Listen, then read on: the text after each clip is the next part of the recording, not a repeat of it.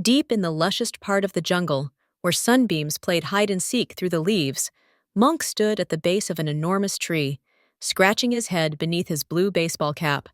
High above, the ripest, yellowest bananas he'd ever seen dangled just out of reach. "I can do this," Monke muttered, bouncing from foot to foot. "I'm small but mighty." He backed up, took a running start, and leaped, whoosh, only to grab nothing but air. Thump! He landed on his bottom, leaves flying everywhere. "Need some help, little brother?" Kong's voice came from behind, trying not to laugh. He adjusted his red bandana and reached up easily, plucking a banana from the branch. "I almost had it," Monk protested, dusting himself off. "Almost isn't quite there," rumbled Biggie, ducking under a branch as he joined them. "Sometimes it's okay to ask for help, you know." But Monke wasn't listening anymore. As Kong peeled his banana, something golden glinted in the sunlight. "Wait!" Monk cried, scrambling over. "Look at this!" The banana peel wasn't ordinary. It was made of pure gold, with strange markings etched all over it. "It's a map!" Kong exclaimed, turning it carefully in his hands. "See these lines? They lead somewhere." Biggie leaned in, his green vest brushing against Kong's shoulder. Through tumbling rapids, past whispering caves, and up to Mountain of the Rising Moon. Monk's eyes sparkled with excitement. "We have to follow it! Please, please, please!" His brothers exchanged glances.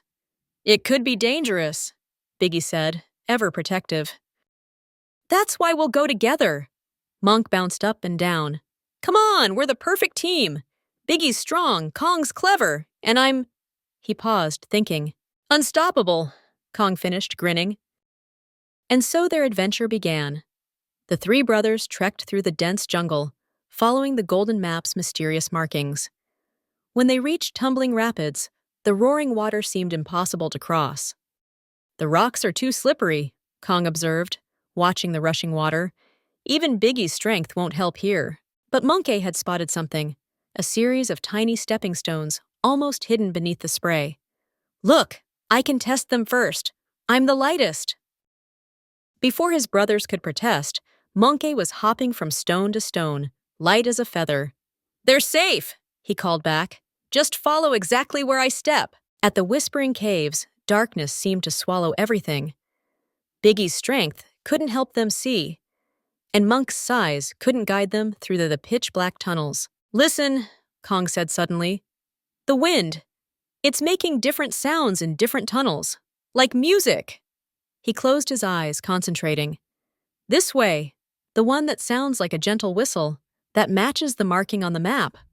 Following Kong's keen observation, they navigated the maze of caves, emerging on the other side just as the sun began to set. The Mountain of the Rising Moon loomed before them, its peak disappearing into the clouds.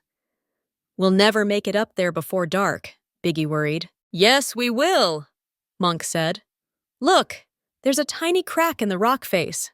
I bet it leads to the top. I can squeeze through and lower a vine for you both." "No way," Biggie protested. "It's too risky." But Kong put a hand on Biggie's arm.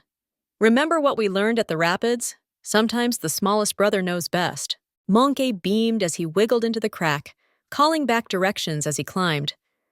Sure enough, he found a sturdy vine and helped his brothers up a safer route to the summit. There, bathed in moonlight, stood an ancient stone pedestal. And on it, 3 golden bananas, each a different size.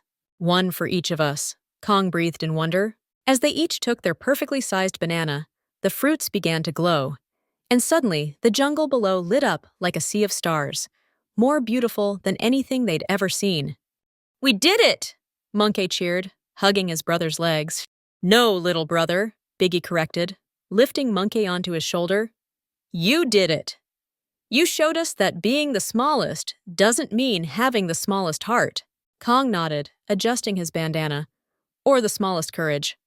Monke grinned, his blue cap tilted sideways, in the gentle night breeze. "And you showed me that sometimes the biggest brothers know exactly what their little brother needs, a chance to prove himself." Together, they watched the glowing jungle below, 3 brothers of different sizes but equally big hearts.